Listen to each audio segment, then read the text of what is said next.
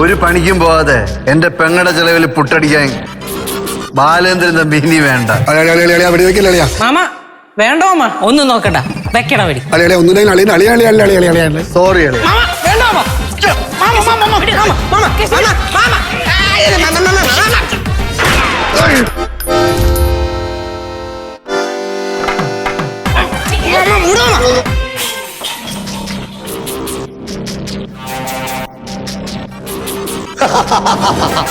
കാലം കാഞ്ചി വലിക്കാൻ ഒരിക്കലേ അവസരം തരൂ. ആ അവസരം ഇനി എനിക്കാ.